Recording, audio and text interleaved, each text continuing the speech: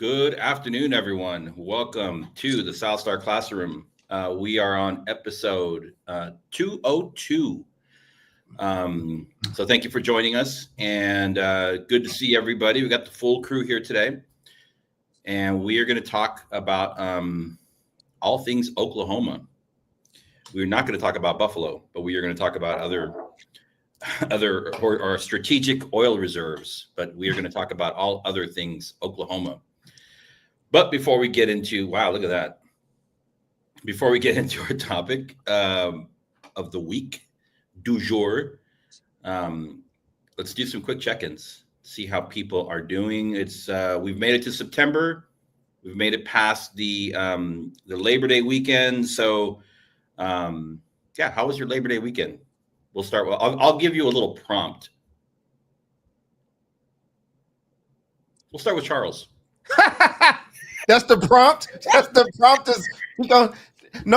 I was waiting for the prompt. I think the prompt. How was your Labor Day weekend? How was your Labor Day weekend? Got you. Okay, I thought it was. I mean, he said that and then said we're gonna start with a prompt. My bad. I'm sorry. I'm literacy. My fault. Either you're backwards or I'm backwards. I'm not sure. I am. It wasn't much of a vacation or break. It's just been very busy, but it was blessed. I hope people got to rest. There's a project that I've been working on, kind of keeping on the wraps, but there's a new, for those that don't know, some of the people actually that watch this show came from watching my, not watching, but listening to my radio show. I did talk radio for a few years. And I just missed that audio kind of space. And so, I do so much around education stuff. I wanted to create a space where I could do more, just talking about general things or whatever. There'll be guests and things on, but there's a new show called Color Conversations with Cole. And it's really, the structure is something that I'm excited about. For the video clips, it starts with just the news story, just the facts. No, nothing's added. That part's usually in black and white, or there's like a chime. And then when I go into my color commentary, the picture is in color, but I get to dive into different conversations. The first show that we produced that should be coming out fairly soon, I did a deeper dive on this whole Uncle Nearest thing. I wanted to, we talked about it here and started that conversation. But there I get to kind of dive in it a little bit, kind of rip it apart, without a time limit. And so it'll be things like that, things that generally interest me. So that's how I spent my Memorial Day weekend, just cool.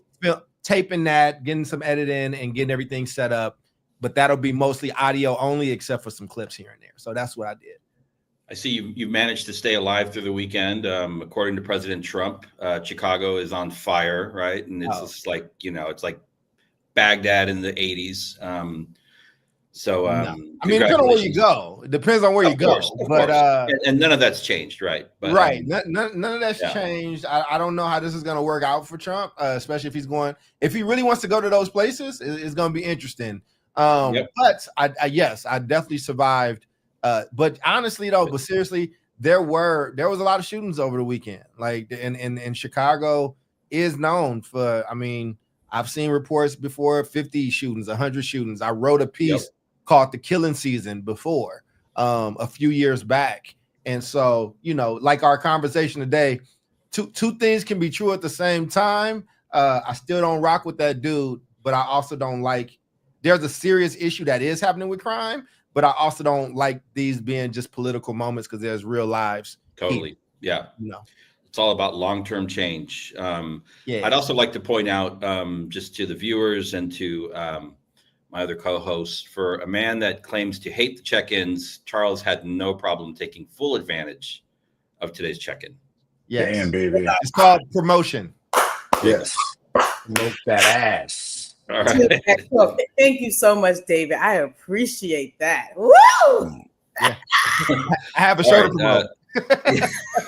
Say whatever you want. Omar, how are you doing, baby? And I got a show too, man. It's called Fresh Out of a Cop's Ass and You Making Me Homesick, to quote Robin Harris. No respect. Actually respect to the police, especially in El Paso, because I almost had a whole scam happened at my house. It was crazy, man. So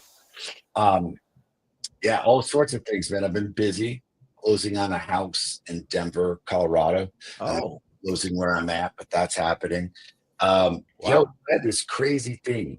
are you So, leaving the school, brother? I'm sorry, I ain't not to jump in. no, absolutely not. Okay. I figured out all the best of both worlds. I'll eventually be opening up schools in Colorado. Um, and Wow. I'm CEOing work in Texas and in Colorado. That's a long-term goal, but it takes a long time for these to happen. One of those things that needs to happen is residency. So, thus, an establishment of residency in Colorado, prove that I am a businessman looking to do good by kids in Colorado. I need to get one of my major goals this year is I need to get our damn LLC or S Corp going for the South Star Classroom so that we can start actually consulting. Mm. And I'm going to take that on myself. I just want to make sure that I can get that shit done. We have one under the guise of our work in a co-op of 4. That doesn't take much. It may take $1,000 from each of us because that's pretty typical to start an S Corp or LLC that's all put into the bank and just kept there to demonstrate that there's, ante in the game. So if I hit you all up for $1,000, just know that that was what it's going to be for. Full transparency. I'll give everybody the bank passcode. Jubilee, don't be taking that $4,000 and using it to make $25,000 with your genius. But do it. Do it. So yeah, man, dude, Great. quick.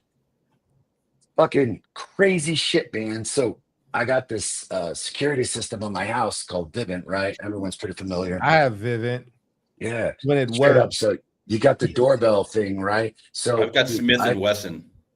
that's got right. that too. I have that too. Yeah. I got Smith and Wesson and their friends fucking large shotgun. Yeah. Wow. It is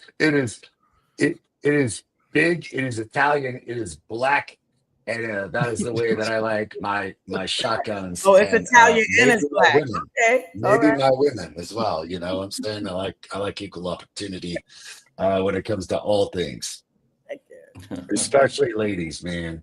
You hear that? For the audience, that's crazy talk coming from the South Star Classroom.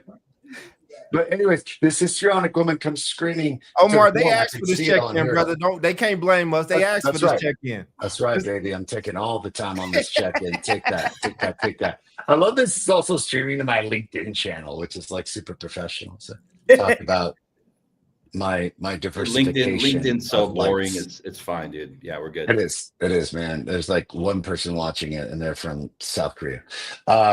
So this woman histrionically comes running up, and she's like, "Help me! I'm being chased! Someone help me! Please, God, help me!" And I'm like, "Chased by who?" My doorbell records no one behind her. My Tesla records no one behind her. I'm immediately thinking like this is some kind of scam. Because I don't think this woman is in danger. Why are you running up to my door in the middle of the daylight when there's 3 other doors right next to it? Just so happens that there's some packages outside my house. Well, I don't think she anticipated the cop showed up within like 10 minutes. And I had the whole thing recorded, and she looks real distraught, and her story's going all over the place. So now the cops are on that. I'm sitting here watching these videos. Remind me to share them with this text group afterwards so you can see what's up. Now, normally I'd be like, oh my God, we got a woman in dire straits. And at the time, I was concerned, like, is she okay? Cops showed up talking to her, so she's clearly okay. But then it's like the whole story starts unraveling with the cops, and I can hear it on my car and the Vivid. The story starts unraveling, and I get the feeling that she and a couple of her buddies are out trying to do some nefarious stuff. Mm-hmm. And I'm like, what pisses me off about that is that, like, this is what gives dangerous situations a bad name and a bad situation. Because, like, if a woman is in danger, someone's in danger, I clearly want to participate and help. And you're hurting all those who are in actual need by running your scams. That part. I don't like that. Yeah, So man. crazy ass weekend, man. Shit. Wow. All right. Mhm. Well, Jubilee. Right on. Yeah. You're I'm up. having a grand old time being COVID free. COVID tried to kick my behind. Oh, yeah. Beat it back. I forgot all of my little, COVID regimens that I had in place. Steaming peppermint oil and chewing garlic honey and all. I make Chug-a-Lug with all sorts of natural things. Hold on. Some teenager didn't remember their keys. So here we are. Here we go. Teenage land. All right. Anyway, so I'm happy to be feeling way, way better. People told me about whatever drug they give you if you go to the doctor. I'm like, I don't want that. I want my body to kick its ass on its own. So that's what we did. Secondly, I'm happy to report that there are caterpillars on my parsley plant on my belt. Swallowtail butterfly, right? And so my mom is here. Just shout happy birthday. She can hear you. To my mom. Happy birthday! Happy birthday to the real star of the family, Yes. So she is here with my auntie, and they discovered that there are caterpillars. So we went down the rabbit hole to figure out how could this be. Swallowtail butterflies came. They laid eggs. The parsley plant that I happen to be growing, in addition to my ginger plant and my lemon plant. The parsley plant is a host plant for swallowtail butterflies. Butterfly is like my favorite creature. So I think this is a blessing from the Lord. Yeah. Because now we have like about 7 caterpillars, and then there's some more eggs that haven't, moved on yet in their process. But I'm going to let them live there, and I'll keep you all posted. We have a family chat now to watch their process and their metamorphosis. And I really pray they survive. Like we check on them a couple times a day. They're really beautiful. And I really hope that they don't get dead, as I say, or that a bird doesn't capture them. I mean, that's a circle of life. That's nature. You gotta let nature be nature. Well, yeah, nature also is allowing them to complete their metamorphosis so that they can become butterflies for at least 10 days, however long they live. Their lives are short enough. Leave them alone. Survival of the fittest. But got you. Right. So anyhow, you noticed how Charles didn't comment on anybody else's check-in but mine, right? I know. I'm sorry. We just heard about butterflies for 3 minutes. That's dope. I mean, it's cool. Really? I'm so glad we added a lady to our show. You bother me about my check-in about butterflies. Anyway, let me compliment Charles. I love Charles's haircut. He said he's not fully spinning yet, but I think it looks great on him. So I will return kindness for meanness. Thanks. Nice. All right, I'm going to use up my my check-in demonstrating for us and for our audience what this swallowtail larvae actually look like, because they look out of this world. That they look like a big old bird poop.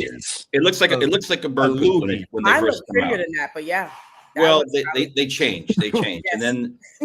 and then they start to slowly. You can see the face there, right? Yep. This literally looks like a bird poop. Mine are yellow though. Which ones did you find? Listen, hold on. It's coming. See that? Now it looks like a tree. And then they turn into the swallowtail. Wow. Yeah, wow. Yes. Yeah. Wow. They can't. They won't be able to see it. That's pretty. how mine looks. Can you see So it? pretty. There you go. Yeah, it's nice. Dude, those are even prettier than the pictures, man. Yeah, that's ready to go. Yeah, we've got those. Right? Yeah, they're beautiful. I'm hoping. All right. Well, let's jump into the topic today. Let me get to my notes here. So today we're going to talk about all things Oklahoma, and so let's see where it goes, because I wanted to start on like I wanted to start on like one thing, and then I started dumping in more stuff into the outline for the show. We've talked about Oklahoma before. We're focusing on their state superintendent of public instruction, Ryan Walters.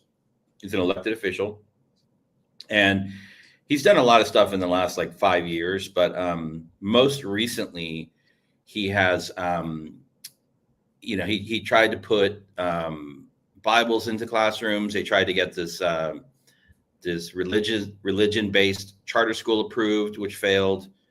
Now they're trying to they're going to try and secure a waiver for any like federal accountability, so no standardized testing. We'll talk about that. And most recently, they've uncovered what's called the America First Teacher Qualification Test, right? And we'll get to the test. Oh, I'm taking it, baby. Yeah, but to start with, it is the most leading questions of. I know. Have you checked it out? I'm taking it right now. It is hysterical. Like, how would you feel if the United States of America were removed from the Earth? Well, not good. You know? What? No, it's Anyhow, like, what was the result of this 1929 case? And I was like, 1929, brother, there's a lot of shit that's happened from then until now. How leading ass bullshit is that? So we've got a lot of stuff happening in Oklahoma. And I mean, essentially, they're using Oklahoma as a test case to see how far they can push their agenda, right? But let's back up and let's get rooted in some basics. We talk about the nation's report card, otherwise known as the NAEP. We have data as recent as 2024, which shows that however you slice it, in reading for 4th and 8th grade, Oklahoma is like 47th and 48th out of 50 states. And for math, Oklahoma is about 44 and 45. So both, according to these standardized national metrics, students in Oklahoma are not doing well. And that's all kids. We could break it down and disaggregate it to look at low income, African-American, Latino, Native American kids. I'm sure it just gets worse from there. So students are not doing well currently in Oklahoma. And so the superintendent of public instruction, instead of investing resources in training around the science of reading and in getting better with professional development, they're going on this campaign, and they've created this, and I'm going to need some of your help here too. They've developed this teacher test, which is called the America First Teacher Test. And they've done it in combination with PragerU. So can anybody here that is familiar with PragerU give us a quick primer on what PragerU is? Oh, Omar, Yeah, this is your bag, Omar. Yes, this is you were built for this moment. Tell us about Prager. He is about to go ahead. We want to learn about Prager from Omar. Yes, we do. We do. Give us the range. Yeah. So I was gonna joke and say that that PragerU was where women go get preggers, because that's kind of their like philosophy on life, which is basically a ludicrous Christianic, like a Christianic, ludicrously conservative place, which, by the way, ladies and gentlemen, is real. But they filed this horseshit lawsuit against Google. I don't remember, a long time ago. Because Google's like, hey, your fucking videos are literal insanity. So they put up like, I don't know, but 1,000 videos that were like ultra conservative, basically talking about like the proselytization and talking about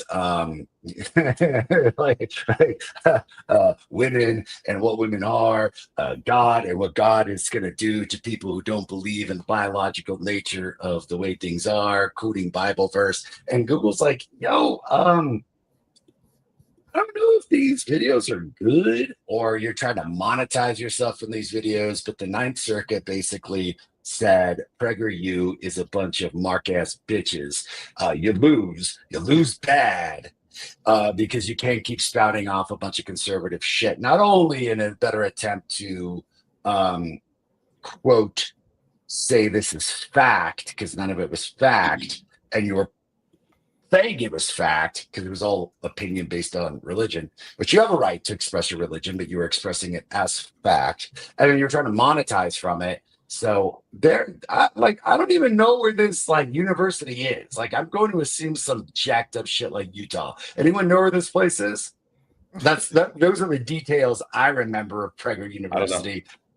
You guys may have a better idea. I mean, there's also like some dude founded it, and I think it was something like nuts, like it was recently created, like out of nowhere, like within the last, I don't know, like 10 to 15 years or some shit like that. Well, you know, the founder's Jewish, right? It's like Judeo-Christian principles, and you know, I think his name's Dennis or something. But yeah, it's just I'm just adding some color, just in case some kid is watching Omar. And they can't put bitch ass Mark on the test for what is PragerU. But it's a I wish they would, baby. It's a conservative online school with these Judeo-Christian philosophies that have gotten really popular, and as you said, have fought and won, or you know, these lawsuits they've used to kind of position themselves in more ways.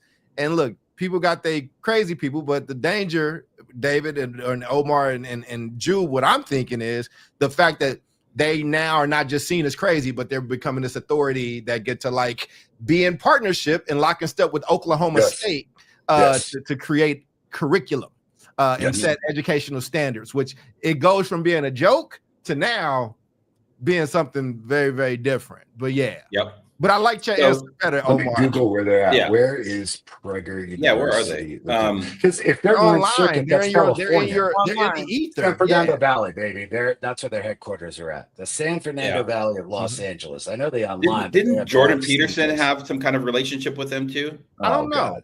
I'm not sure. Okay. All right. Well, let's look it up.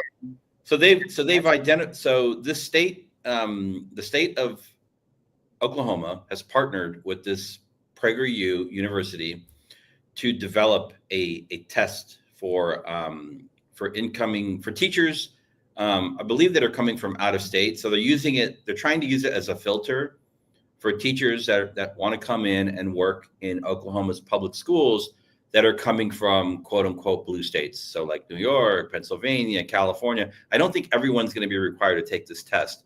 So they're trying to gain a sense of people's political and cultural ideologies, which is pretty much insane. There's nothing in this test about like literacy or classroom management, or there's some parent engagement stuff. But let me pull out a couple of questions, and then I want to hear from you all, like if you've had a chance to look at it, what stood out to you. So one of the questions on the test is, what is the fundamental biological distinction between males and females? Right. Mm-hmm. And the answer is, it's like the ability to produce sperm and or eggs, right? Not and or eggs. And so it's not something that you would normally see like on a test where you're trying to gauge a person's ability to like work with young people and provide instruction and guidance and in academics, right? It's like totally random. But you can see if you get that question wrong, in their eyes, you're out of there. Mm-hmm.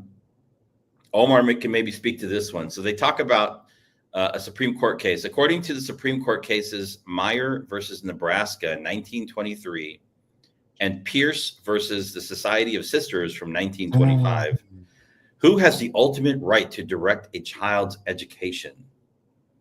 According to the 1920s rulings, which takes into zero consideration anything coming up from the 1950s, civil rights movement, the 1960s, later cases that challenged that in the 1980s, that one in the 1920s was about the parents. But that's where they put it because it gives the right to the parents.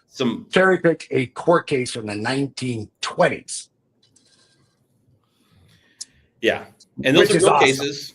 Those are real cases that happen, but they're trying to link these cases from the 1920s to like DEI, right? And like sex education and all the stuff that's going on. So there's another question on the test about another ideological test. Should teachers be allowed to express their own political viewpoints in the classroom in order to persuade the students to adopt their point of view, right?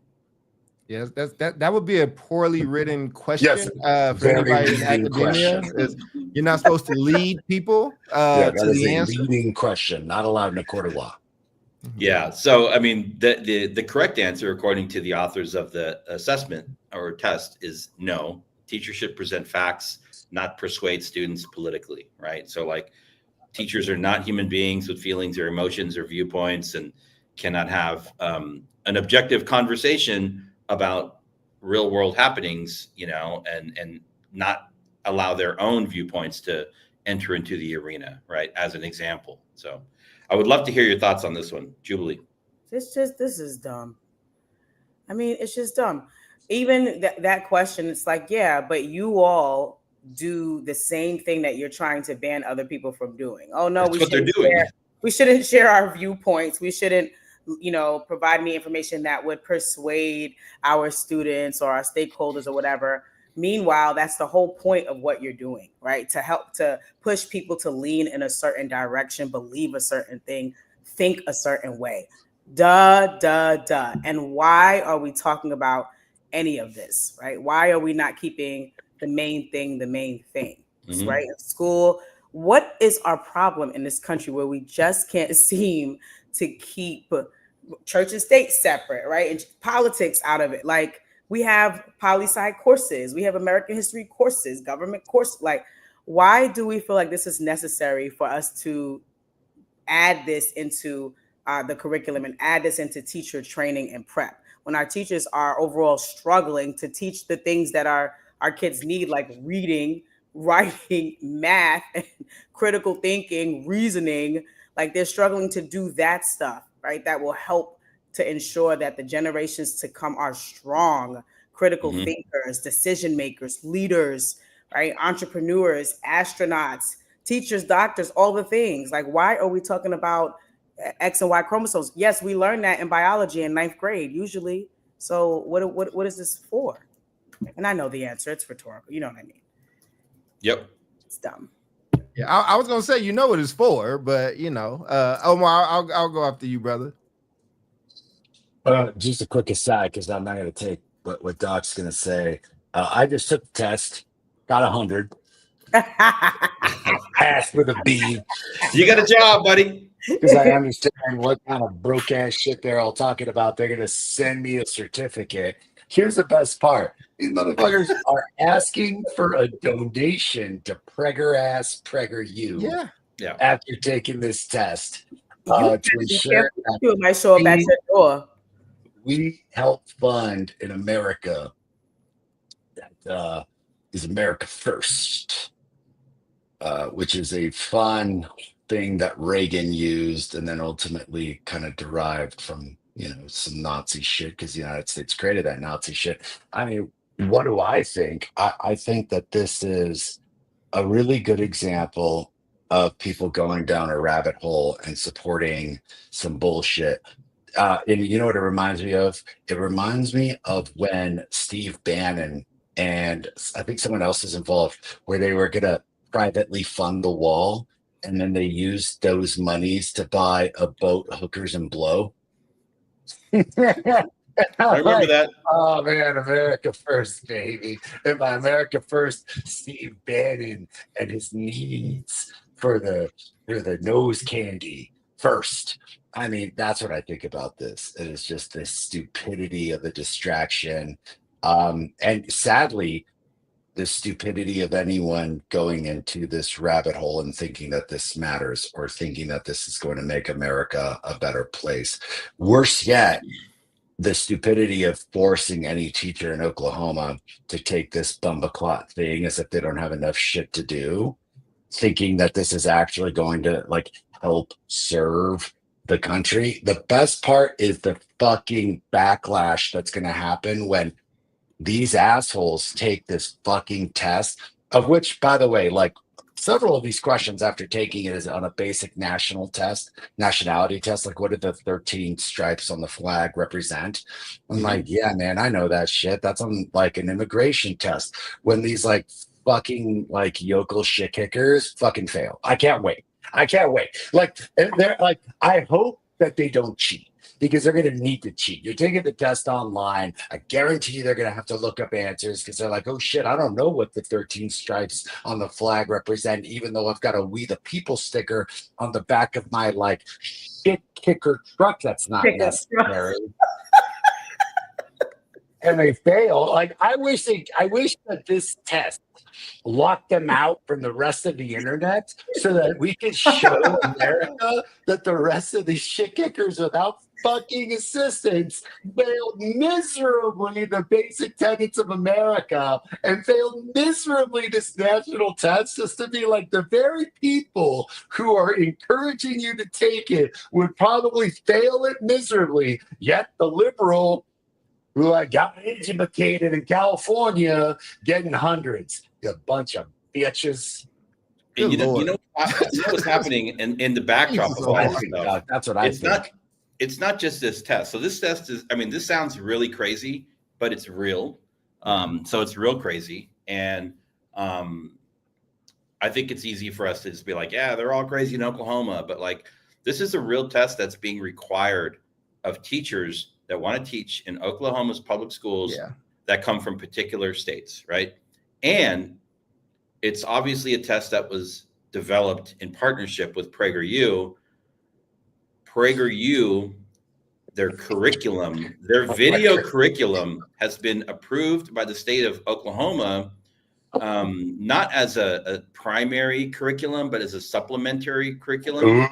So students have access to, they have access to their videos and this and that. Teachers can, opt into it or opt out. But you could definitely see a world where what was supplementary and optional becomes the mainstream and no longer optional. Right? It's like that slippery slope, which is crazy.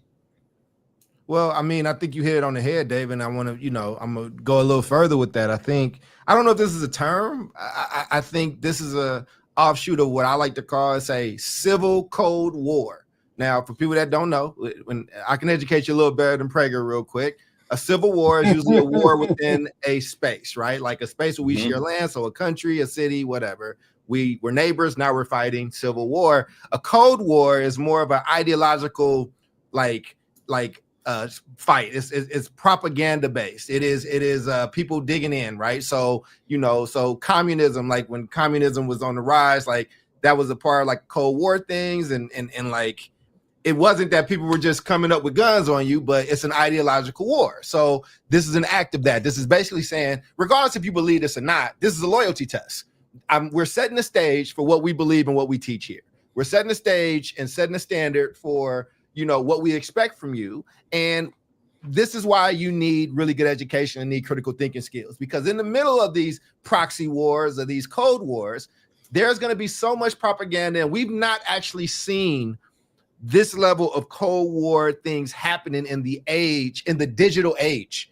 Like this is not the 80s. This is, there's like, the other side can bombard you with propaganda so much easier. And so part of that is, this is the loyalty test if you're going to teach in here. And I think, again, this is where Prager goes from being a joke to like being actually factually dangerous. And I think that's one of the things, and I don't want to be wrong on this, David, or take up too much more time, but I think this is why it meant so much to you, because there's so much by this step forward, and the fact that Oklahoma is legitimizing their presence in this type of way is very dangerous. And I will say this, even if you are very religious, there are some religious people here. Like I'm here. I'm very, very Baptist. I believe in what I believe, and I believe in heaven and hell. And I also understand the importance of separation between church and state, because it's not whether or not what you believe is what's getting taught to people, but what happens when something that you don't believe is being forced upon you. I think that there was a whole revolution that happened that led to people coming to this place because they were trying to escape, persecution from kings and queens and religion. So this is why some people are freaking out more than others. And ironically, to bring it back, David, and throw it back to you, they're trying to redo history classes, and they can do that because history classes have been so bad that many people aren't recognizing what's happening in the moment. Exactly. And so I've got one more question from the assessment that I want to bring forward. Well, we all cheat off of Omar's paper and talk about. So there's another question. It says, what did the Supreme Court rule in the 2025 case, Mahmoud versus Taylor? Right. The correct answer, according to the test, is D, which states that the distinction between males and females is constitutionally significant and must be respected in contexts such as sports and privacies. So they're going at the trans issue, they're going at bathrooms, they're going at, sports. Let me explain to you what's going on here. That was an actual real Supreme Court case, but it had nothing to do with gender. Okay. It was decided in June of this past year. It was about Maryland parents that felt like they were forced to have their kids listen to lessons about LGBTQ issues in storybook time, right?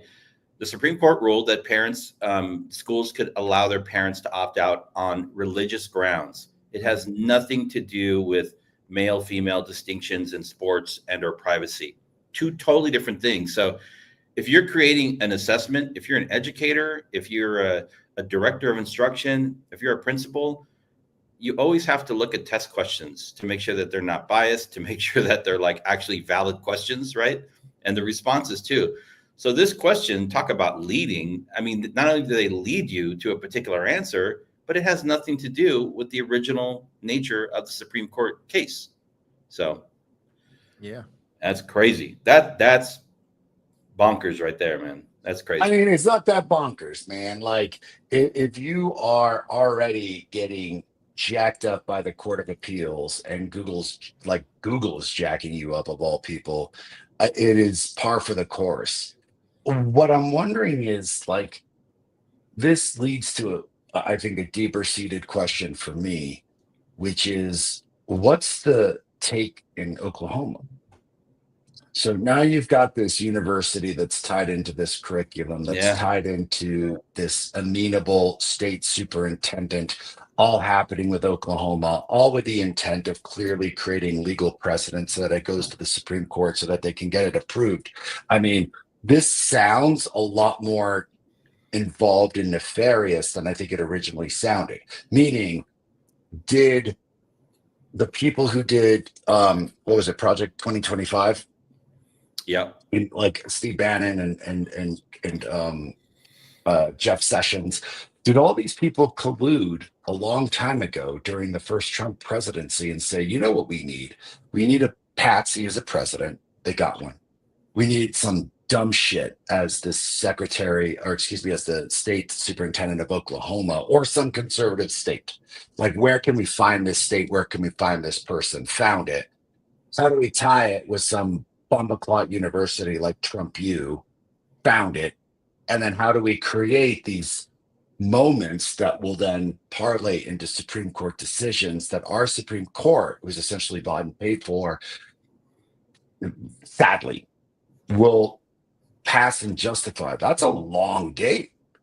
That is a really intricate, long game that I could absolutely see being contrived and created in order to allow for these components to then be spread to states like California and New York. It's like, well, now it's Supreme Court. Now we can do it anywhere. Like, I'm wondering if that's the situation and that's the long game of these folks.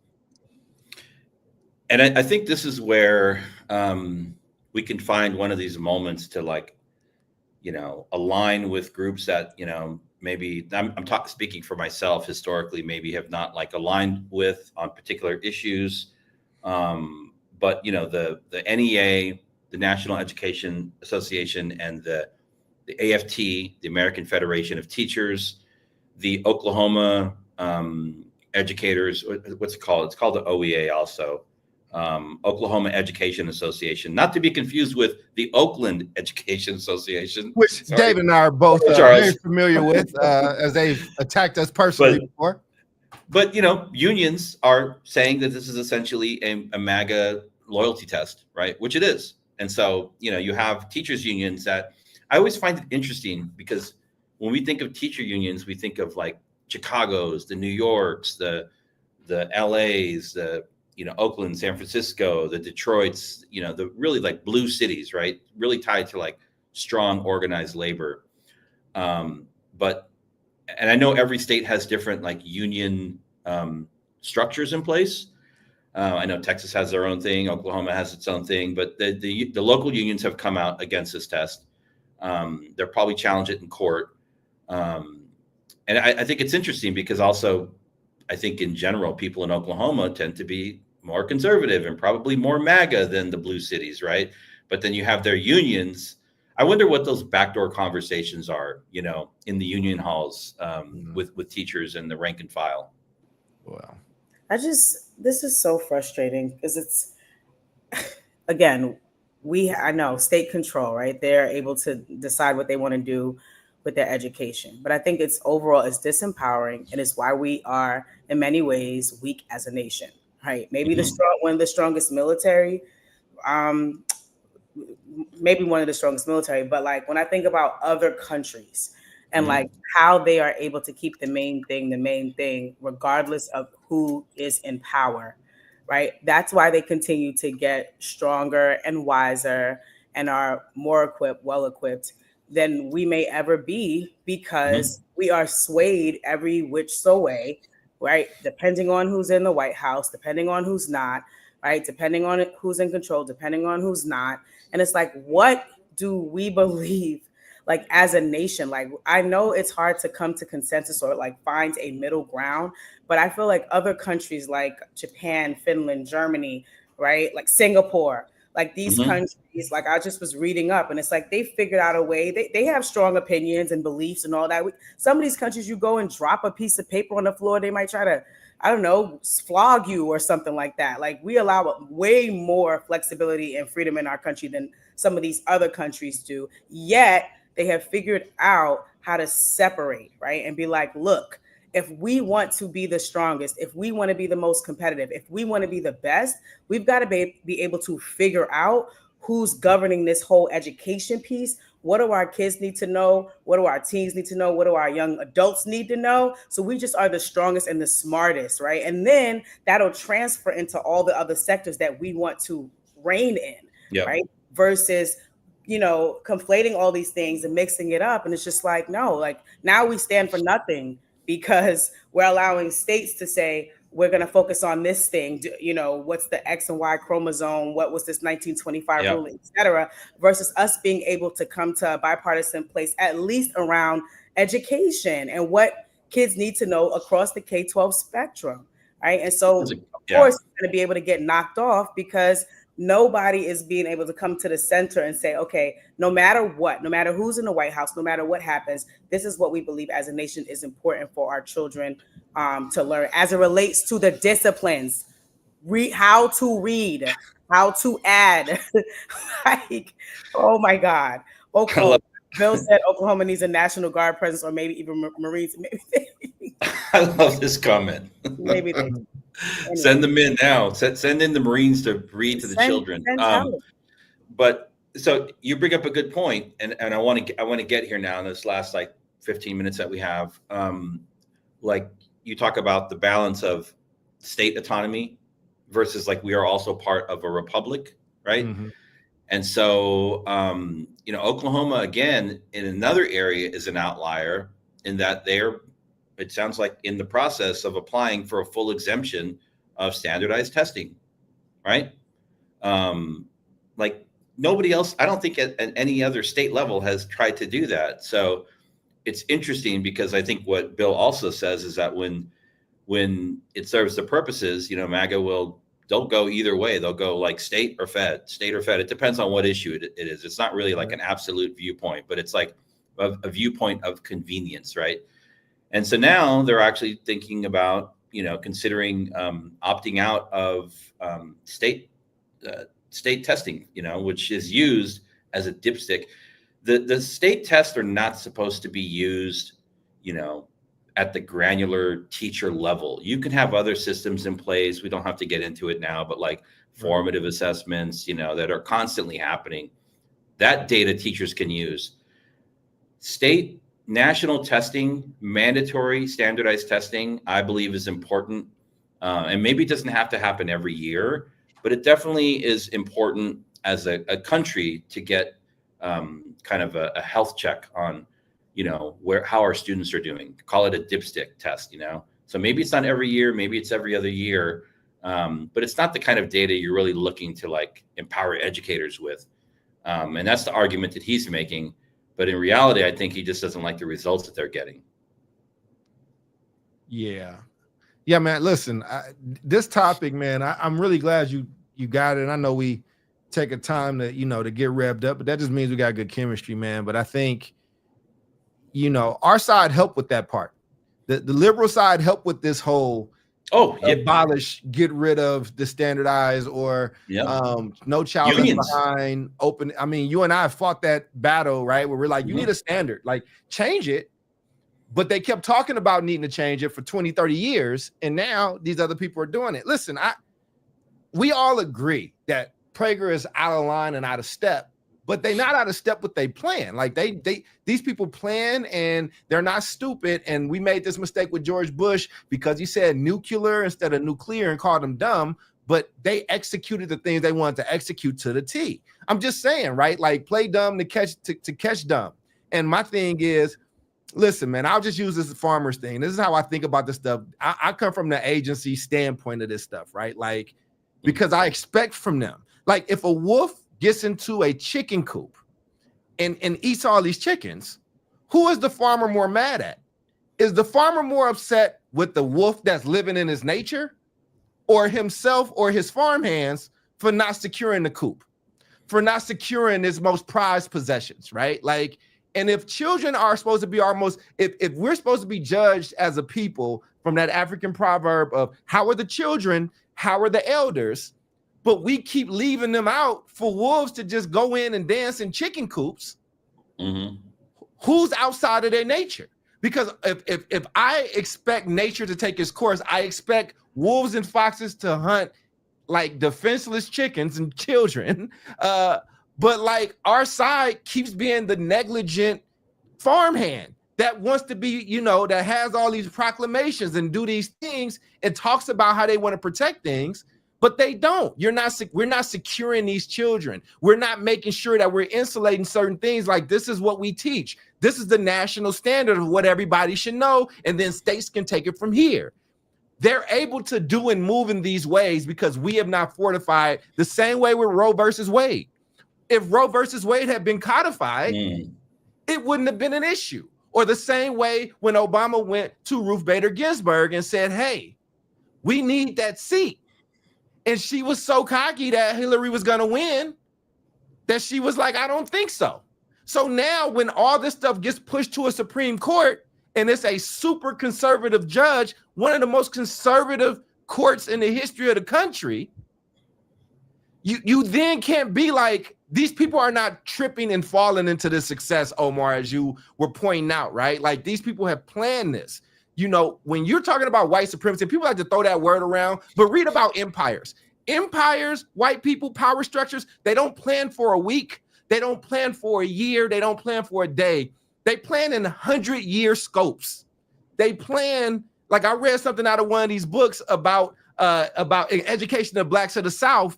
It said, if we don't hold these black people to be our labor force and educate them the way we want to, we're going to have to go and get a labor force internationally. That was something that was said in the early 1900s. And now we are where we are. So I didn't mean to go on that rant. I wanted to do it as well as Omar. I don't think that I could. But David, but this is the thing that I want people to get, because it's easy to be like, well, damn, that's messed up. Damn, these people are evil. Damn, whatever.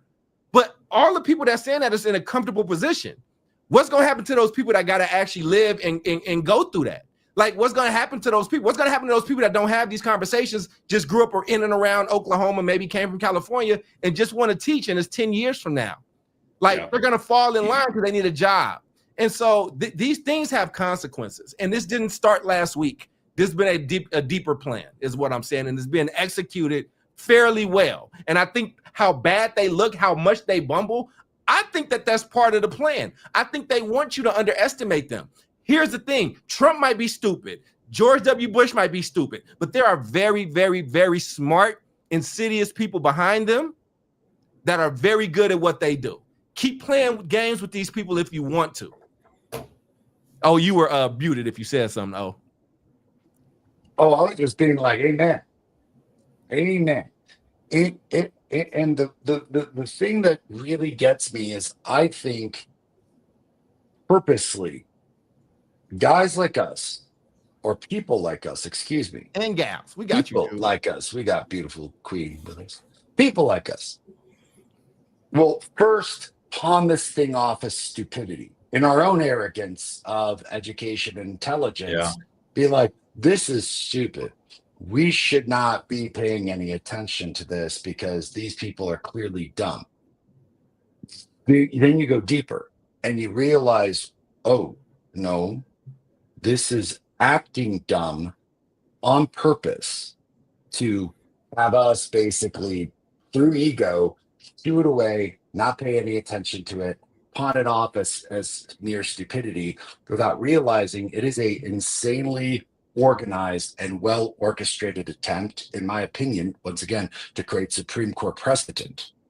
If they have all these actors working in collaboration and organization with one another, much as Doc very astutely said, they're using the system to their advantage.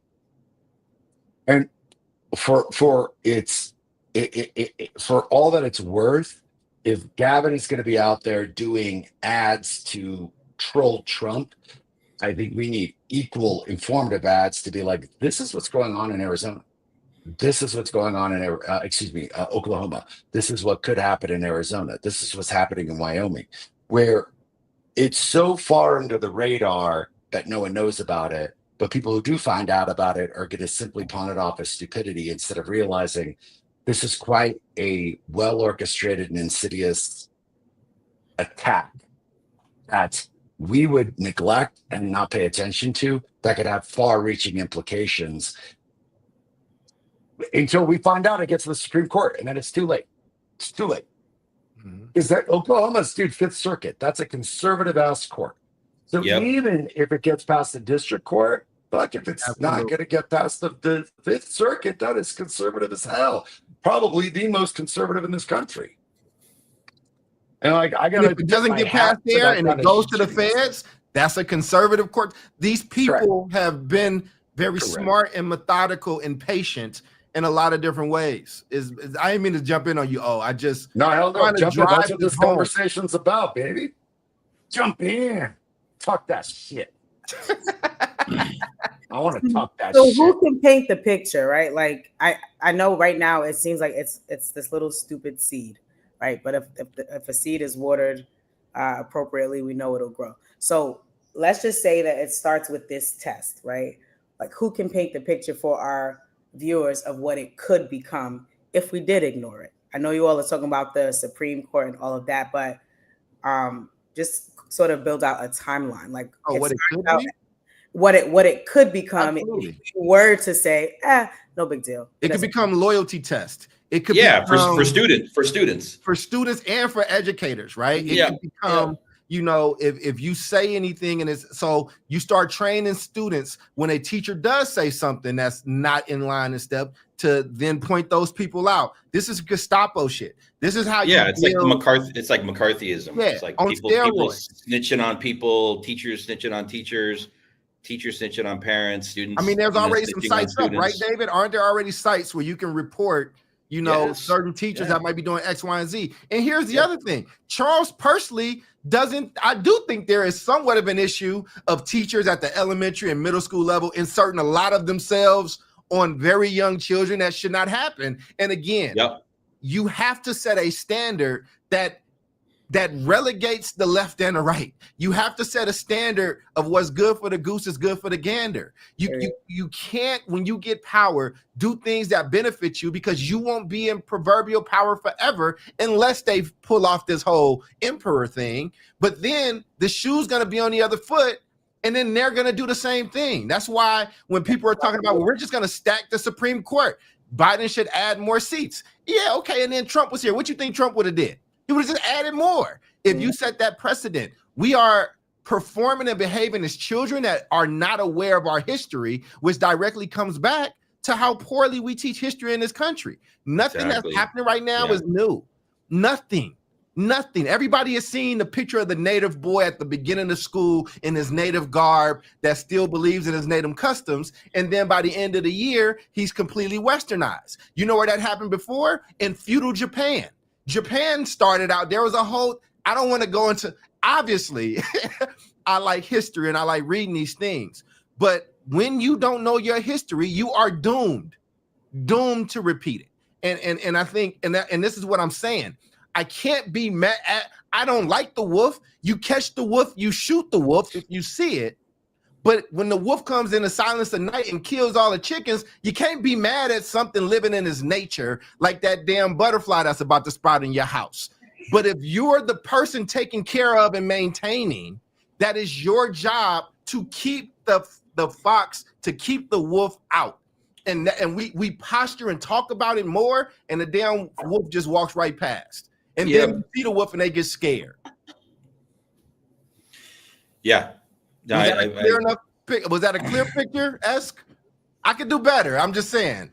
I think it was very clear. Thank you. No, because I did, my passion kind of took over a little bit. But this is but when we're talking, when Dave is talking, David is an educator. Omar is an educator. You're an educator. Like, when you know that there are certain things that are true, and then you just are watching people get dumber. Like you're watching people, when what I care about, when I read so much about what happened and how people were flogged for stealing and learning how to read, or how Frederick Douglass learned how to read and why it was so valuable, to now watching people proud that they can't read, to making fun of people that can, and your neighborhood is going to be the next one on the chopping block. Like, it's frustrating, because how do you start to turn that around? And you know, so David, you got me a little passionate, brother. Good. No, job. It's good. I mean, I think I think my big takeaway from today's show, I'll be brief, and then we can go into closing thoughts, is like, we're going to continue to follow this. I think Oklahoma is a very interesting test case, so we'll continue to come back to it. You know, it could be the canary in the coal mine, so we'll see what happens there. We're obviously like talking about it, uncovering issues, our viewpoints, but yeah, I think the next thing is like, what do we do about it? You know, like what can we do about this, other than like be aware of it, and if it comes close to you, you know, like, how can we better equip our communities to look out for these things? I got similar to like what they did with you know, going in with this like local school board, national school board campaign with the Moms of Liberty. It's all part of a big plan. I agree with you, Charles, and they're playing the long game. And right now, they're winning. So I'll leave it there. Thank you all for participating in this conversation. And Omar, thank you for taking the test. I'm glad you're an A+ student. And I'll leave it up to you all. For this camera, I give you a lot of shit. I said you were in caves a lot and somewhere. Your setup looks incredible today. Whatever you did, please continue to do it, and send a note for all of us so we can all have it look it looks really good. It looks great. He's got a PragerU Chromebook. That's what he's got. Okay. Closing thoughts. I got Dennis back here giving me advice on how to cherry pick questions for my next assessment. Man, I'm gonna use that shit. Lord. Well, I can get out the way. I think my final thought is, one, great show, you know, and I'm glad that we got to rib each other. I missed you guys. I think my final thought is this, though. I no big statement, none of that stuff. Here's my homework. If you like to read, go find the audio book, go find the book, like, read the book called The Spook Who Sat by the Door. It's one of the greatest things I've read. It is basically what I like to call just a agentic manifesto, but it's about this black man, this fair-skinned black man who embeds himself in the United States authorities and but with plans to like liberate black people or liberate his people. But any race can read it, and it's really good. There's a movie that's probably free on YouTube, but I think books like this and it prepares you for these type of times. And I just think we have to read more and become more of a literate country. You know, that's what I think. Yeah, I mean, I'll quickly jump in and just simply say, Oklahoma is a really fascinating test pilot for the work that I think the Conservative Party wishes to do behind hidden doors that will have a dramatic effect on the United States.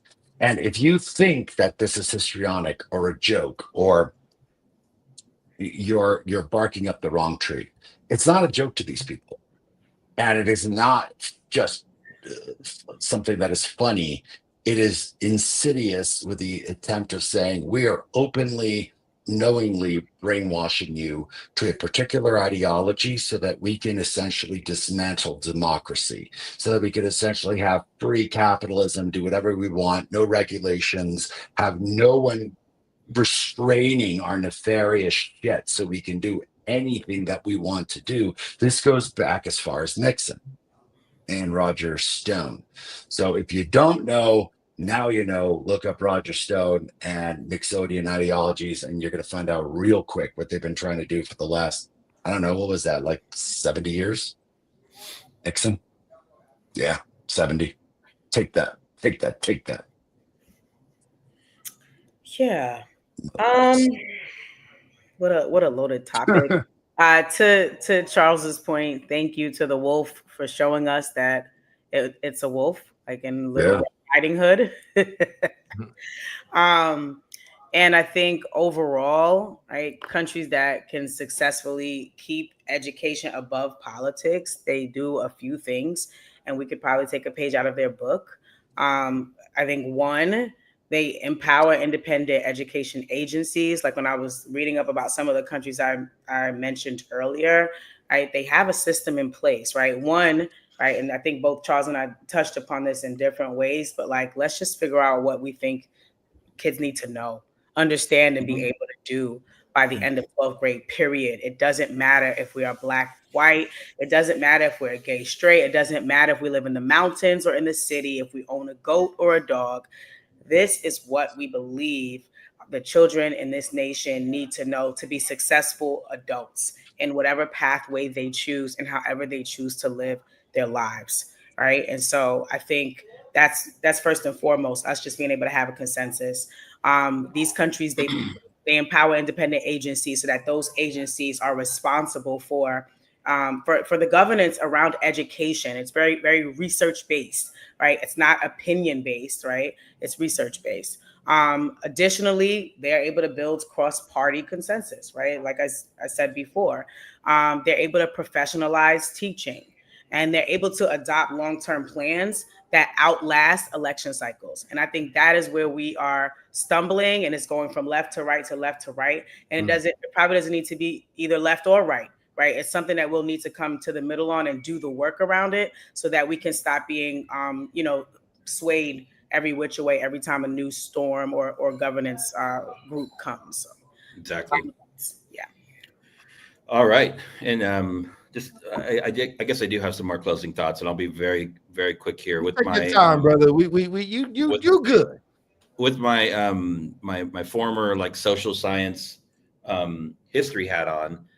I'm making this connection now between like Oklahoma being, this state that's way out in front of this like America First agenda, and then I'm going back and thinking about the Indian Removal Act of 1830 and the 5 or 6 or 7 tribes from the American Southeast that were forcibly removed off of their tribal lands, to be given land in what was called Indian-tory back then, which became Oklahoma, right? It's like let's take all these different tribes that have different customs and are accustomed to living in certain ecosystems, and let's send them to like flat and dry Oklahoma to fend for themselves, right? So I hope to God that there is a question on that test about the Trail of Tears, and if there isn't, then we need to get one on there. So. With that said, thanks everybody for joining us. Episode 202, South Star Classroom. We'll be back next week with a new episode. Thanks for joining us, and thank you everybody in the chat and comments for the dialogue. It really helps us up here. Yes, Alonzo, Bill, Miss Toya, all of y'all, please keep it going. Good job. Yep. Good job, Dave.